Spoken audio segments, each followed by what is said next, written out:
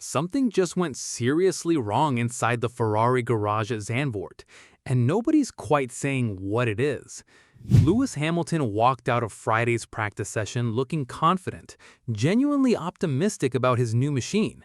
And then by Saturday morning, he's publicly admitting his car felt like a completely different beast. Not just different, completely different. Those are his exact words. Think about that for a second.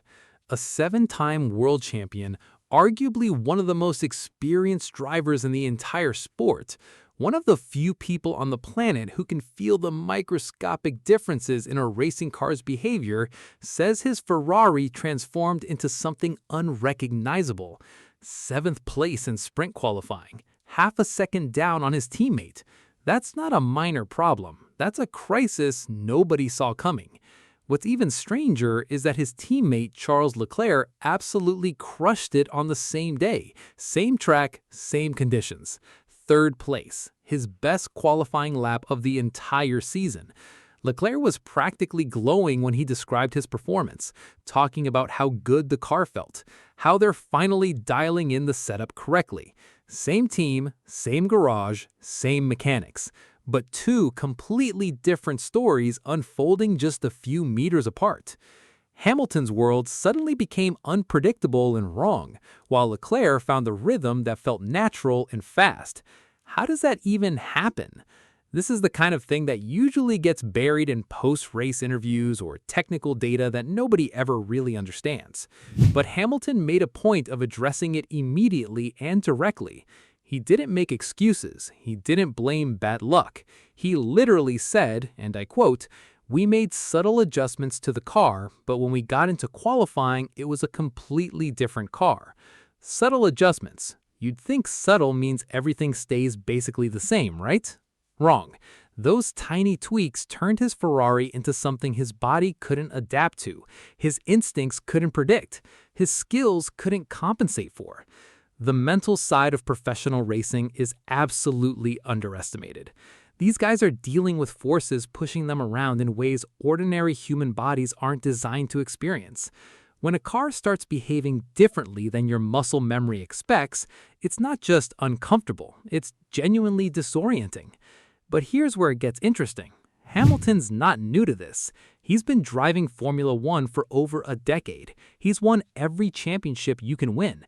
He's driven for teams that have rebuilt themselves multiple times, adapted to new regulations, dealt with worse situations in a setup that felt off. So why is this moment different? Why does he sound frustrated rather than just philosophical about it? The answer probably comes down to timing and opportunity. Hamilton just joined Ferrari. This is his grand announcement, his fresh chapter, his fresh start after years at Mercedes. Sprint qualifying at the Dutch Grand Prix isn't some backwater race. It's a major championship weekend with global attention. And on one of his first significant moments in red, something goes sideways. Charles Leclerc is over there describing his qualifying as his best lap of the year. He's talking about good steps in the right direction. Meanwhile, Hamilton's talking about mysterious problems they need to solve. That's not just a performance gap, that's a story gap. That's the story everyone's going to be talking about. For a driver who just made one of the biggest moves in recent F1 history, walking into a championship battle and immediately hitting a problem like this has to be frustrating on a whole different level. He came to Ferrari to win. He came to prove he could make the difference. Instead, he's seventh, wondering what went wrong with subtle adjustments to something as complex as a modern Formula One car. The technical details are kind of a mess anyway. Ferrari's been running a revised floor design on the SF-23. You have to understand that a floor on a modern F1 car isn't like the floor of your car. It's an aerodynamic component that's intensely regulated and desperately important for how the car generates grip and behaves through corners. Change the floor slightly and you're affecting how the entire car generates grip. That's not subtle in the mechanical sense. That's monumental in the performance sense. Hamilton and his engineers made what they thought were small tweaks between Friday's practice and Saturday's qualifying. But somewhere in that adjustment, the car's entire character shifted. Maybe the floor changes interacted with the setup in unexpected ways. Maybe the tire preparation was off. Maybe it was something else entirely. What we don't know is exactly what those subtle adjustments were. Teams don't usually broadcast their technical modifications before qualifying. That's competitive advantage territory. But Hamilton's willingness to discuss it publicly tells you something important. It wasn't some genius move that went wrong. It wasn't a strategic choice that backfired. It was something they thought would make things better, and instead, it made things confusing. That's the kind of thing that keeps engineers up at night. You think you're improving, you think you understand the system, and then the driver comes back saying everything feels wrong. It forces a complete rethink of what you thought you knew about your own car. Here's the thing though, this is sprint qualifying. The sprint race itself was still ahead. Saturday's events could still be recovered. Sunday's main race was still completely up for grabs. 7th in qualifying for a sprint race isn't the season-defining moment. But it's a moment that reveals something important about Ferrari's operation, about Hamilton's integration into the team, and about how quickly confidence can evaporate when things stop making sense. By Saturday evening, everyone was asking the same question. What did Hamilton and Ferrari actually learn from that difficult qualifying session? And more importantly, what were they going to do differently? Let's dig into what actually happened, because this is where understanding the technical side makes everything clearer and more frustrating at the same time. Formula One setups are incredibly specific. We're talking about micro changes measured in millimeters, adjustments that most people wouldn't even notice if someone pointed them out in person.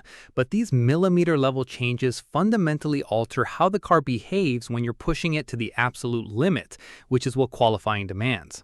Hamilton came out of Friday's practice in a genuinely positive mood about his Ferrari. That's important context. Early promising pace, those were his words. He felt something good in the car on Friday. He felt like the direction they were heading made sense.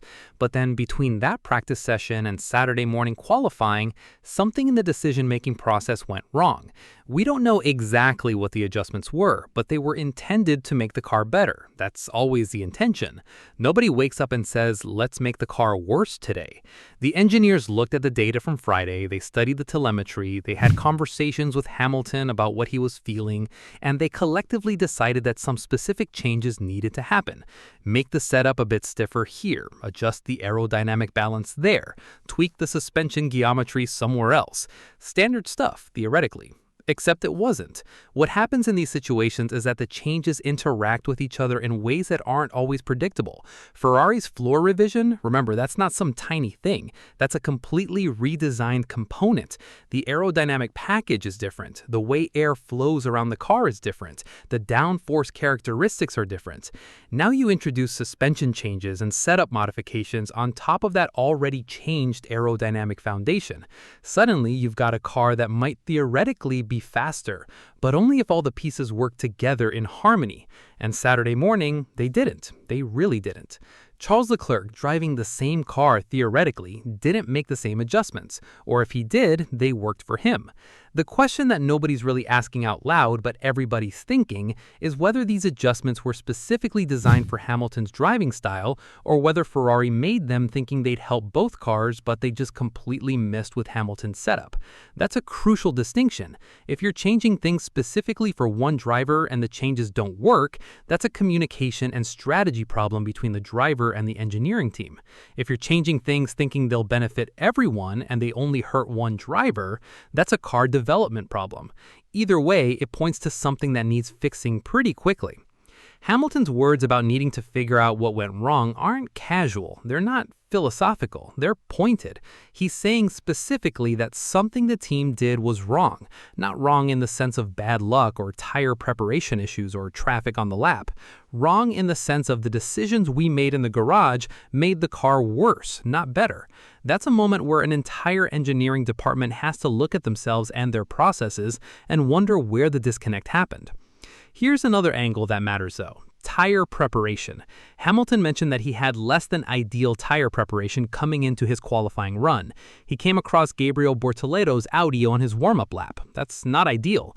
Tire temperature and pressure and overall preparation are absolutely crucial for getting the best possible lap in qualifying. If your tires aren't perfectly ready when you take your qualifying attempt, you're immediately starting behind. Some drivers are better at working with suboptimal tires than others, but when you combine that with a car that feels wrong, it becomes multiplicative. It's not just tire issues, it's not just setup issues, it's tire issues plus setup issues combined into one rough experience. But we have to acknowledge something here. Charles Leclerc was also at this race. Charles also potentially dealt with traffic. Charles also had to work with the same tire preparation processes. And Charles managed to get third place with his best qualifying lap of the season. So either Leclerc's tire preparation was significantly better, or his setup was significantly better, or he simply adapted to the conditions better than Hamilton did. All three are possible, and all three point to the setup being the primary issue here. What Ferrari actually needs to figure out, and what this situation reveals, is that whatever changes they made didn't account for how those changes would affect one of the most demanding and particular drivers in Formula One. Lewis Hamilton didn't become one of the greatest drivers in history by being forgiving about car setup. He's won championships because he's sensitive to every aspect of his car's behavior. He can feel things other drivers might miss. He demands consistency and predictability, and Saturday morning at Zandvoort, he lost that. Everything he expected from the car changed, and that's maddening for a driver. The reality is that this probably isn't a permanent problem. They have data, they have telemetry, they can review everything that happened, understand where things went wrong, and make corrections for Saturday's sprint race and Sunday's main event. But the fact that it happened in the first place, the fact that a team with Ferrari's resources and experience and historical knowledge made changes that backfired so obviously, tells you that the integration of Hamilton to this team is still very much a work in progress. They're still learning how to communicate with him. They're still learning how his feedback translates into actual car behavior. And situations like this, while frustrating, are part of that learning process. Here's what makes this situation so visually interesting for the narrative. You've got two drivers, same garage, same resources, same car in theory, and completely opposite experiences. Charles Leclerc isn't just slightly ahead. He's not just a little more comfortable with his setup. He's genuinely thriving while Hamilton is struggling. Leclerc describes his qualifying lap as his best of the entire season. That's not a small statement. That's a driver who's found something special, something that clicks, something that works, and he knows it. You can hear it in how he talks about it. He's not being cocky or overconfident. He's describing a moment where everything aligned, where his driving and his car and the conditions all synchronized into something really, really good. The thing about Formula One is that you can be 1/2 second down and it sounds small, but in qualifying, especially at circuits like Zandvoort where the track is narrow and passing is incredibly difficult, 1/2 second is actually massive. It's multiple positions in the grid. It's a difference between starting a race with confidence and starting a race playing catch-up. Lewis is going into the sprint race with the burden of that 1/2 second deficit, the knowledge that something about his car isn't right, and the frustration of having made changes he thought would help but didn't. Charles gets to go into that sprint race with momentum. He got third place. He achieved his best qualifying lap of the season. He knows his car feels good. He knows Ferrari's on the right track with their setup philosophy. That's not just a performance advantage. That's a psychological advantage. Charles goes into the sprint race thinking, okay, my car's working, I'm fast, let me capitalize on this. Lewis goes in thinking, I need to figure out what went wrong, and I need to fix it with limited track time and limited opportunities. That's a completely different mental state. Now here's where it gets interesting from a team perspective. Ferrari clearly has two very different drivers in terms of how they relate to car setup and technical development. Charles seems to thrive with the revised floor and whatever setup changes Ferrari's been making. Lewis struggles with them. That's not unprecedented in Formula One. Different drivers have different preferences, but for a team that's trying to win a world championship with two top-tier drivers, that's a problem you need to solve quickly. You can't have one driver thriving and one driver suffering. You need both cars performing at their peak. The other fascinating detail is that Charles openly acknowledged he's in a slightly different place than Lewis from a setup perspective. Not drastically different, but different. different enough that Charles is enjoying it while Lewis is frustrated by it. That tells you Ferrari probably didn't make all identical changes. They might have customized the setup for each driver. Or maybe they made the same changes and Charles naturally adapted while Lewis couldn't quite get comfortable. Either way, it reveals that at this stage of the season, Ferrari's still working through significant learning processes with their setups and their driver pairings. Let's think about what this means for the season as a whole. Lewis Hamilton joined Ferrari to win a championship. That was the entire point of this transfer. He's supposed to be the ace, the experienced professional who could take Ferrari over the finish line. And here he is, a handful of races in, struggling with basic car setup issues in sprint qualifying. It's not the narrative anyone expected. It's not the story that was supposed to unfold. Charles Leclerc, meanwhile, is finding his rhythm, feeling good about the car, confident in the direction Ferrari's headed. That's actually a pretty significant dynamic shift if it continues. But Charles was also quick to temper expectations. He said it's good steps in the right direction, but it doesn't mean it stays forever. That's very wise. One great qualifying lap doesn't mean everything's permanently solved. You get good feedback from a session where everything worked, but you also recognize that consistency is what matters long term. Hamilton probably felt the same way after Friday's practice. He felt good, felt promising, and then Saturday showed him that feeling was premature. This situation actually illuminates something really important about Formula One that doesn't get talked about enough.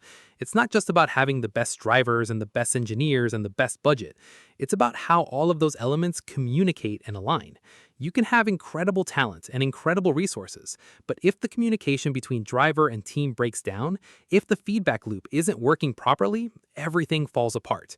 Ferrari clearly has talented engineers and world-class resources. Charles Leclerc is a genuinely quick driver. Lewis Hamilton is one of the all-time greats.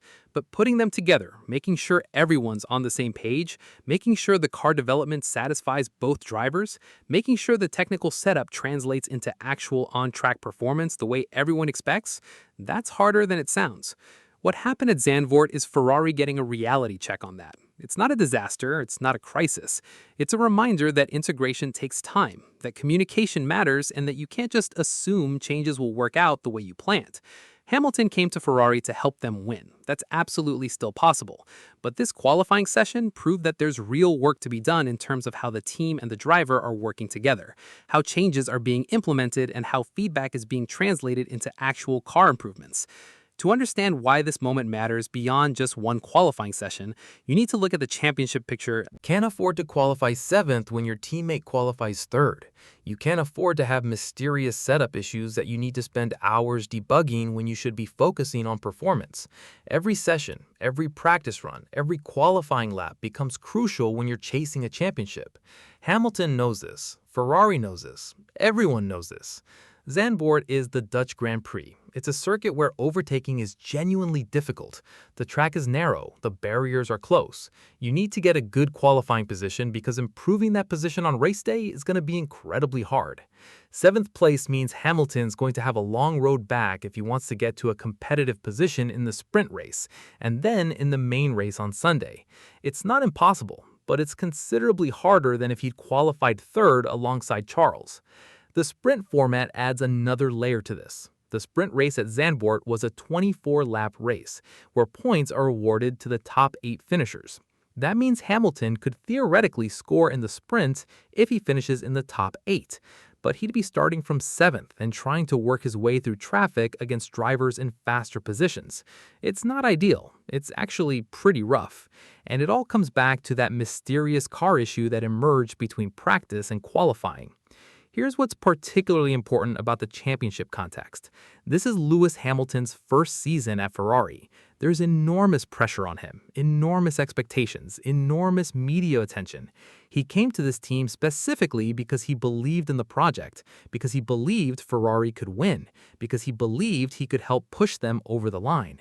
And in the first handful of races, he's dealing with integration issues, setup problems, and performances that don't align with the hype around his signing. Now, we need to be fair here. One bad qualifying session doesn't define anything. Plenty of races are won by drivers who qualify worse and work their way forward through strategic choices and overtaking. Racing doesn't happen in qualifying. It happens across the entire event. But from a psychological perspective, from a narrative perspective, from a championship perspective, qualifying well matters. It sets the tone, it establishes momentum, and Hamilton didn't get that Saturday. What this moment does tell us is that Ferrari's 2025 season, and potentially Hamilton's early results at Ferrari, are going to be defined by how quickly they solve these integration issues.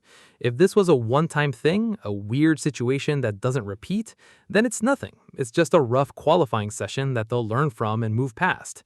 But if this is a pattern, if Hamilton continues to struggle with setup communication and Ferrari continues to struggle with accommodating both drivers' preferences, then this season could get pretty difficult pretty quickly. The other thing worth noting is that Lewis Hamilton has never been a driver who just accepts these kinds of issues and moves on. He's notoriously demanding about car setup.